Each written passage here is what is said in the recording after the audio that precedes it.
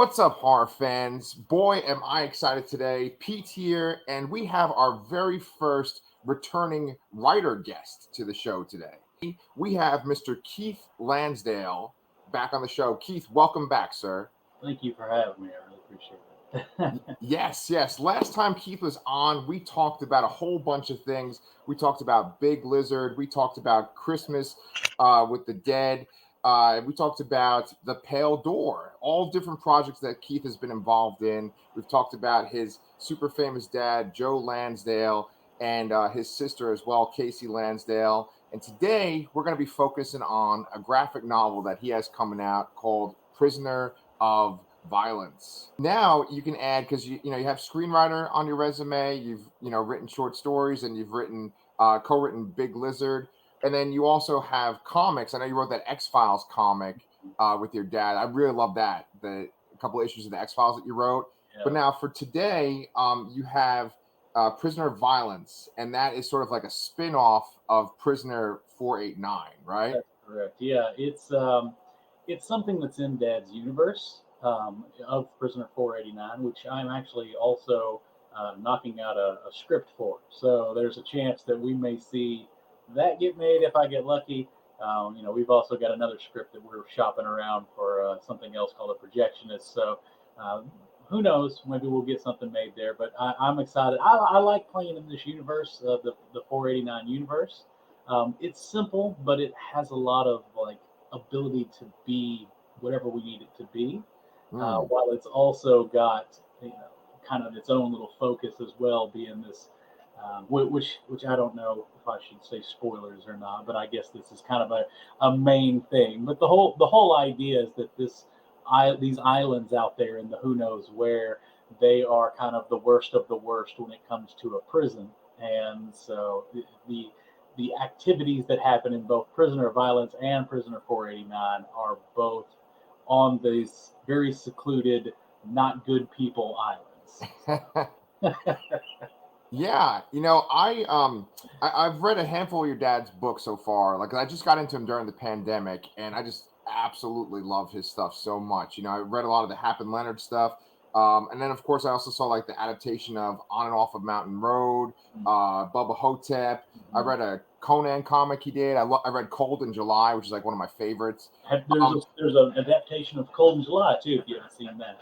There's a movie version. It's very worth it. So. Yeah, with Don Johnson and the guy who plays Dexter. Yeah. Dexter, exactly. Yeah. So I saw that too, actually, as well. And the thing is, like, when I started reading Prisoner 489, I was like, oh man, this is not like this other stuff at all. And I was trying to kind of place it. I know that your dad kind of says that he doesn't write in a specific genre. He just kind of writes what he wants to write. That's like, right. Yeah. Is there anything else like Prisoner 489 in his mythos? His repertoire. I will say right now, I have not read everything of my dad's, but that's because he writes faster than anybody could read. I have read a large chunk of what he has written, and there are definitely elements of other like supernatural oddities, sort of things that you could say fit under that umbrella. But something that is kind of there's tropes out there, so we'll just say the unstoppable force, which is what this falls under. His, not mine. Mine is something a little different. But it's. I'm not saying there's not another one like it, but I only say that because I haven't read everything. But it's the only one, at least, that comes to mind. So I don't know. I don't think there's anything that's specifically like this else. Okay. Yeah. If it's okay with you, I was wondering if we could spoil the Prisoner 489 story, just so we could kind of. Yeah, it's been out for a while, and to hell with him. He's not here to say we can't. So there you go. No, Prisoner 489. Do you want to give what? Did you read it? Is that where? Or okay? Yeah, I read it, and like for me, it's like you establish the islands at the very beginning, right? And you know that there's these horrible prisoners that are essentially going there. They're getting executed, and then they're being disposed of. Right. And what intrigued me so much is there's not a lot of detail at the very beginning. Like, you don't know when the story really takes place. You don't know where these islands are. Right. You know, it's very vague. I like the ambiguous side of that too, and that's something I was referring to earlier. It's kind of a, there's no real rules, but it also has a lot of this is kind of what to expect from the universe. The setup there is that there's two islands essentially. There's the island where people are kept, and the island where people are buried. And our hero, in this case, our protagonist, he is one of the people that's on graveyard duty. He digs the holes and he makes sure that the people go in them. The problem is that the person that is up for execution isn't a person. It is an old mythological golem that has come back to life, and so it is this unkillable force that has showed up on these islands. So of course, our poor people have nowhere to go with an unstoppable force that is very, very angry for what has happened to it, and that's essentially the arc without getting into the ending. So. Yes. And see, like the fact that it's a golem, like once we got to that point in the story, that's where I was like, what? I was like really thrown off by that. You know, but it kind of reminds me of Bubba Hotep, for example, because like when you think of the setting and the way that the characters interact with each other, I know it's very like ambiguous, but you always kind of get that kind of feeling of like it's like an American thing, and they're talking kind of like they're from like Texas, like we are, right? Mhm. And but then you throw in this sort of mythological creature from like a different part of the world, and it reminded me of Bubba Hotep like that, you Right. know? And you were asking for things similar, and I would definitely say Bubba Hotep is not too far removed. Now, of course, those stories are nowhere close to each other because there's so many other elements going on in Bubba. Right. And honestly, I think that there's way more going on in Bubba. But at the same time, essentially that same thing, an unstoppable force from an out of place area, and our poor heroes have no idea what to do. So. Yeah, yeah. So I think that you're implying that in your Prisoner of Violence comic that it's going to be a different force altogether. It is, and I definitely want to stay away from too many spoilers on that one because it hasn't even come out yet. But essentially, it is in the same universe, and there is still an unstoppable force, but it's a different. Um, it's got a different angle than what we're working with here. Yeah. There's something else to it that's going on that, of course, I mean, can't use the same world and do the same thing. So I definitely took the same idea, took the same island, and then twisted it on its head a little bit and did something different. So I'm really excited about what it became. I'll tell you something that you may not be aware of that's actually really amusing, but I wrote this in 2017, and it's just now getting to a point where it's being able to be printed because there were the people that were doing it. They had some other projects they were lining up, and right about the time that it came time for mine to kind of fall in, that was when COVID took over everything, and of course it was real hard to get anything made. So Right. it sat dormant like our golem for a very long time, and Right. essentially came to life this year because I started to reach out and I was like, hey, we've got this story made. What do we need to do to get it done? And he was like, well, the only thing I'm looking for was some specific art that we couldn't find anybody that was doing. I luckily had done enough comics that I had a connection that I was like, I know somebody that knows a guy. So we were able to find what he needed at the price range he was willing to do it for, and it put some life back into it again. Dark Regions is what the name you were looking for, by the way. Right. Right. And so yeah, he's done some other projects and stuff with me, and that was essentially what's funny is that I'll get emails from him, and I can tell that he's got like a to-do list because I'll get an email from him for the comic, and then like later that day I'll get a completely different email about a different project we're working on, and I'm like, I can tell that he is just like going down his checklist today. Right. Yeah, so we worked together on a few things, and I know that yeah, Dad's worked with him, of course, which is how I ended up with him in the first place. And yeah, he's it's just one of those things that he's got 1,000 things going. So I know that's essentially part of what the holdup was. But yeah, COVID hitting was just like it put a slow on a lot of different things we were working on. I had my script that I mentioned a little bit beforehand, the projectionist, and it was pretty much ready to roll out of the gate, and then COVID set that one aside as well, and some other things that I was doing. So, I mean, luckily I was able to still continue to put things down on paper during all that going on, but it was hard to kind of get it over the finish line. So I've got a lot of projects that are, done but still waiting in the wings, sort of thing. So Yeah. we'll kind of see what comes of that. But yeah, I'm happy to see this one's finally got off the bench because it's one of the real neat things that I rarely get to do in this sort of thing is because I wrote it so long ago and my memory is awful.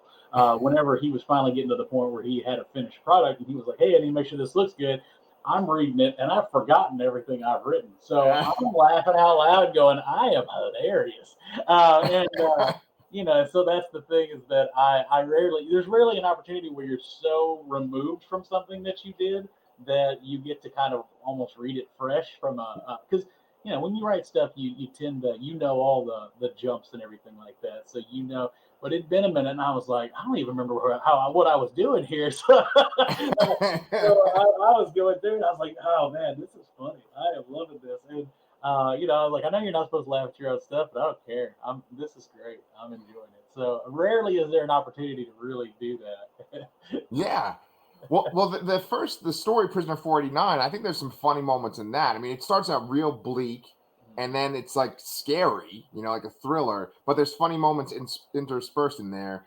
Yeah. And like I was wondering because like you were talking about kind of knowing somebody, and that's how the project got rolling. I know the artist is Danielle Sarah, right? He did the cover, and I don't actually, and like I said, part of it is this 5 year window. I've kind of forgotten a lot of who did the original art, so I apologize, but I actually don't know that name. But what we needed here at the very end was something that had some lettering and things like that. A lot of the art got done back in 2017, but it didn't have any dialogue. It didn't have any of the final touches. You know what I mean? All the things there at the end. And if you're familiar with my comic work at all, you'll probably know that I've worked with Jacques a few times. Yeah. Jacques is actually, a collective of a few different people who do art. And so that's something that the main guy I talk to, I call him Jacques, but he's actually just kind of their spokesman. And so he's got an army of other people that all do. And one of them was willing to do it at the price we wanted. So that was kind of how that worked. Oh man, you just like blew my mind. Like I'm like a huge comic book fan. That's like my main thing is comics, and like I thought Jock was just a freak one person. As did I for a very long time, because that was kind of how I had taken the I talked to a guy and I referred to him as Jacques, and he was always there. But yeah, he's actually got a few people that work with him, and so they're kind of a collective house, and they all just go under the name Jacques. But I think that may be his real name too. I don't know. But, I always thought of Jacques as like the guy that did that comic, The Losers, and then he also did that crazy picture of the Joker for like Scott Snyder's run, where it was like the Joker made out of bats. He may have, and like I said, I don't know enough about how their operations work to say that he didn't, and these aren't just people he has recently brought in, but I just know that they've kind of used the big umbrella of Jacques to do a lot of things, and I'm learning that here recently. I was because whenever he was telling me, because this was kind of how I found out, is because I reached out and was like, hey, we're trying to find somebody for this, and he was telling me, yeah, I think I've got somebody here in my group that can do that, and I was like, I didn't know you had a group. And then we kind of went back and forth a little bit, and I started to realize, oh, there's something else, there's another element here that I have completely just missed up until now. So I don't know if it's recent or not. But the guy I've kept in touch with all these years, as far as I'm concerned, he will always be Jacques. But he may be Jacques. I don't know. He lives in another country, so there's also a language barrier occasionally. And but he's very nice, and he and I continue to put things together. So yeah. Well, I mean, like I read the Kindle version of Prisoner 489, right? Okay. And when I was doing some research, it said that the novella was illustrated by Santiago Caruso. Mm-hmm. Like in the printed version of it, is there artwork in the there printed is version? full page art. It's really kind of interesting, darkish, gothic looking art. It's very unique. It seems almost like it shouldn't belong there, but at the same time, that when you see it, you're like, this is really cool. Because you rarely see a novel that's got full page art, scattered within the pages. and I guess it's more a novella. It's less than 100 pages, but it was such a unique kind of thing to see, and yeah, it stands alone, and I guess that's kind of one of the intrigues of doing it is because, like I said, there's a lot of room to do a lot of fun things within it. So, Yeah. I think that it's really intriguing because it's so vague. Your imagination kind of fills in the gaps. You're like, what's going on there? And I really do encourage people to go check out the book, at least the Kindle. If I could get my hands on the artwork, I'd love to see that too. But like, go yeah, check out the. let me see if I can find. I might Oh, have nearby. Let me see, just so I can kind of show you yeah, if perfect. I have any of it. No problem. Yeah. I say that, and I don't know where it is, and I don't want to spend too much time looking. But I just finished rereading it because, as I was saying, I'm about to do the script for it. So I don't know where I put my book, but I may have. Yeah. Oh, there we go. Hey, ha. Perfect. So yeah, this is kind of. I'll just show this one. So I don't know if you can see this, but this Yeah, is kind of so that very is awesome. cool, art within the pages there. So, Yeah. uh, Yeah, like you were talking about making the script for it. I'm actually super intrigued by that because you're a guy that has written film scripts, you've written, prose, and you've written comic book scripts, and I know that they're all very, very different. they are. And I think last time we interviewed you, you even kind of said that writing a script for a movie is not as challenging as writing prose because there's so much description that has to go into Absolutely. prose, Yeah, right? absolutely. But I was wondering when you're adapting something that's as vague as this story, because obviously the story has like atmosphere and it has a feeling to it, right? Mhm. Like, how the hell do you translate that into a movie? Well, there's sometimes, this is kind of, let's see, I don't want to miss any element of this, but one of the things that whenever you're adapting somebody's story is that you are trying to be as, um, what do you call it, true to the original story as possible.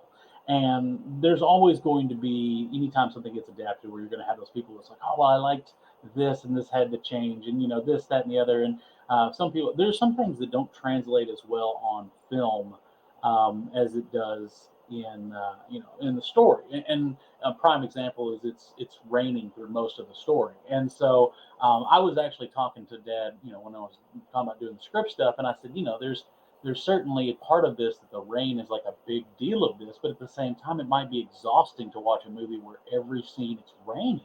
And Right. we talked about it. And he was like, "No, I don't think that would."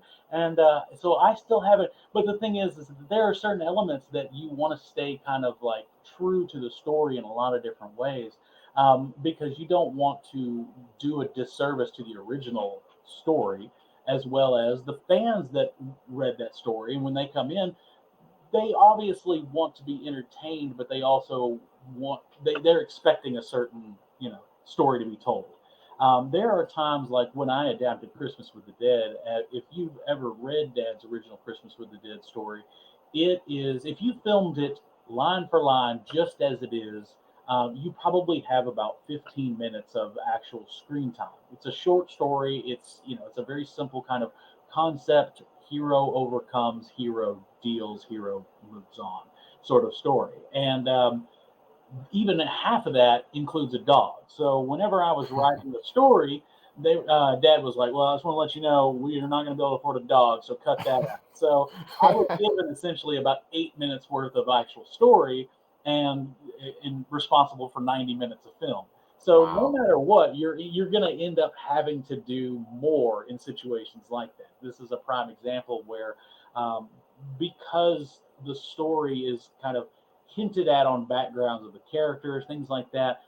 It's not a lot of, this is Larry and Larry did this. And you know what I mean? Like we just kind of like get a few glimpses into who this character is. His name is actually Bernard. But Right. either way, I just pulled a name out. But I don't want people to be like, where the hell is this Larry? Sorry, I should have used the example right from the get go. Right.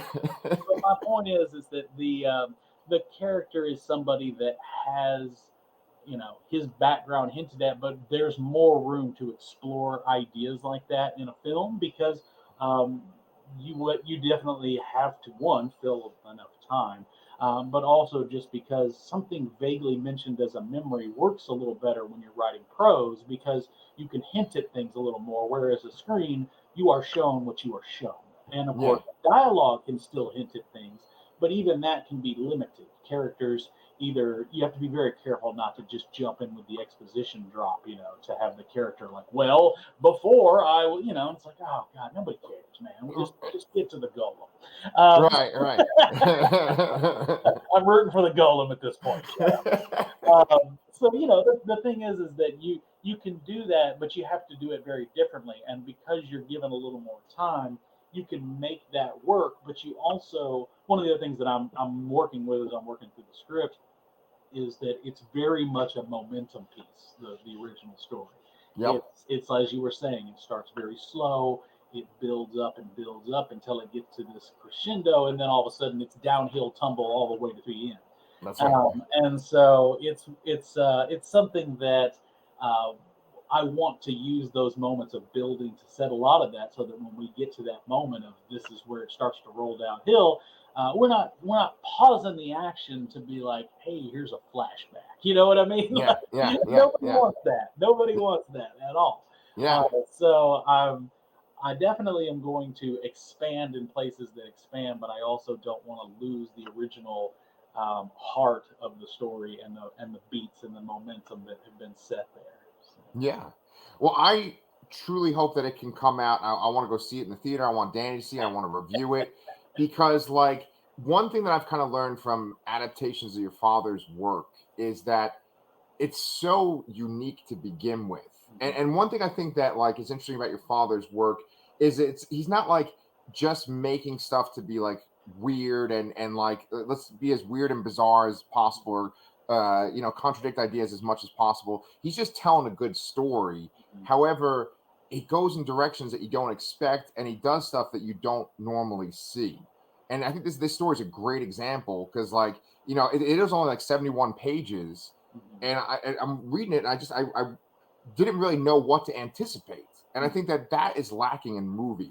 Maybe in prose more often you get thrown a curveball. In movies though, you can almost like predict, okay, this is going to absolutely, happen in the, and you that is know, something that's hard, is because there's always got to be that.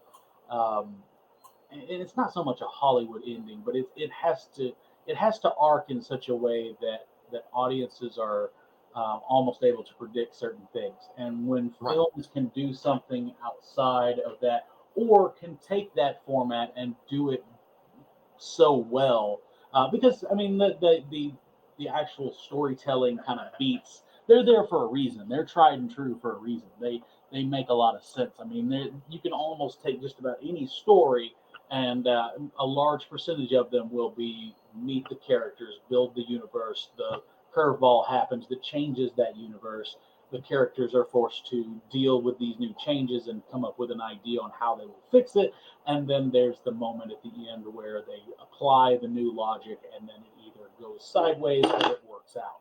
And then if it doesn't work out, then we either have to solve the new problem, or we have to come to terms with the new reality. That is the broad strokes of just about every hero's journey type story. And so yeah, doing that is, it's tried and true for a reason, but at the same time, being able to have any opportunity where you can do something different is fantastic. I mean, even my stories, I can put my bullet points on that just the same. But at the same time, that idea is unique enough that you're there for it. right, You don't really care that what the broad beats are if the characters are interesting or the story is intriguing enough. You're not going to, like, if you take just about any movie that was, I mean, they're starting to get to a point now where they're breaking away from that. So you see that more and more where movies can surprise you.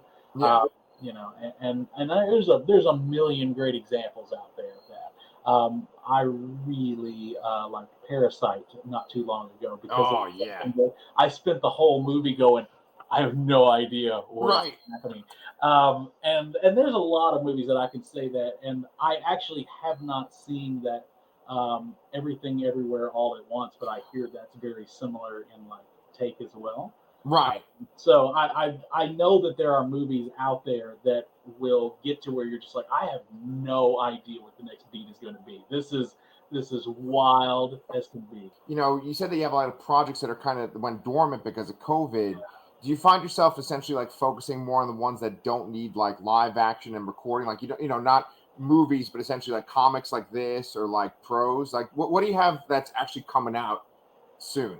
So essentially, the comic is probably the most recent one. There's also, and a lot of these, to answer your first question first before we get into the second question, a lot of the way that I choose what to write is what people are asking me to, like, hey, we want this sort of thing.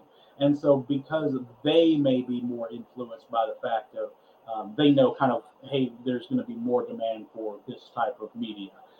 Then that's typically what they reach out for. I never consciously said, oh, COVID's here, so let's do more prose. But I know for a fact there are people like my sister who, she was a musician for most of her life, and then Right. all of a sudden all her shows went down, so she started to lean more into the writing side of things. So there are certainly elements of even the Lansdale clan where that's been very prominent. But no, people come to me and they say, hey, we need a comic, this, and I'm like, all right, I'll do it. But I never consciously decided, okay, well, I need to focus more on this. I've got two real lists when it comes to writing: what other people want me to write and what I want to write. Huh. And typically, what I want to write is more speculative. I can't promise I'm going to get paid for. So typically, what I do is I knock out my what's going to get me paid list, and then I come as that list gets empty, then I come back over to my list and work through it. And so, whether or not I don't know. I'm always working on the same sort of ideas until I finish them. And if the world's exploding outside, I'm probably going to still continue to keep writing what I want to write because that's the story I want to tell. And Right. I mean, obviously, I hope that other people read it, but I write it because I want to write it, and then I hope somebody else wants to pay me for it. Right. I want to eventually get Casey on the Last Cast channel too, and just talk to her because I think that her and your dad have like a graphic novel project coming out soon too, right? They do. I actually they told me a little bit about what they had going, but it was kind of sideways mentioned, and I didn't really follow up. But they've got something that they put together that's like a graphic novel thing, as well as they've got some other stories that they're like a collection of short stories that they've done over time, sort of thing. Which my companion that I wrote with both of them is in that as well. So it's kind of a my name slips in there, but only accidentally. It's not like I did anything new for it. But yeah, they're putting that together, and I don't know exactly what all that entails. They would be able to tell you better. I know they've mentioned it to me, but I mean, I don't want to. We got so much going on, I can't keep track. I mean, that's Yeah, it's like I am always going to advocate for Christmas with the Dead or Christmas with the Damned, wherever y'all want to call it, because I just love yeah, that movie. yeah. You know, Christmas is the only one that exists, so we can still call it dead. So okay, yeah.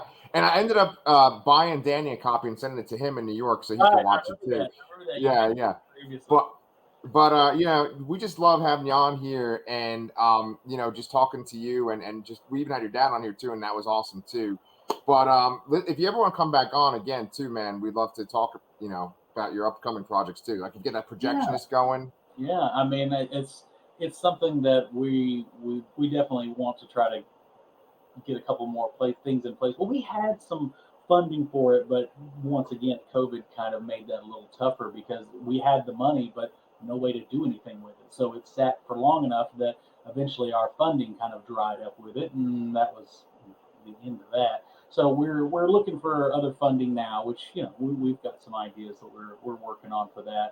And if it comes through, I think that we're in a good spot to get it made. We've got our theater and everything that we want to use for it, and we've kind of looked at a few actors that might be interested in some roles and things like that. So we're big fingers crossed on that. But yeah, and I know you asked way back what other things I had coming out, but of course I've also got and I might have mentioned this before. I can't remember if I mentioned this or not, but it's a collection of um, Lovecraft inspired pirate short stories that's me and a collection of a couple other people. Oh, And so I'm an editor as well as one of the story writers on that. And so that's kind of a weird little short story that it's been another one that's been sitting dormant, and so we'll see if that gets finished. We're getting kind of near the end of that, and also there's another short story collection that I've actually been made an editor on as well now, that we are a bunch of stories that are inspired by older poetry or things like that, which I picked the story Ozymandias. Oh, okay. And then it was kind of after that it was kind of, this is your inspiration, and then after that whatever comes, don't feel tied to it. And so I wrote that originally for Ozymandias, and then as time goes on, as they're putting together the project, they actually reached out and was like, hey, do you think you'd also like to be an editor for this? And I was like, yeah, sure, I'd love to. So that's coming out too. We're in the editing stages. We're reading the stories that are coming in and things like that. So What are the names of those two collections? let me make sure I've got the right name, because there has been some changes a couple times, and I don't want to give you the wrong one. Sure.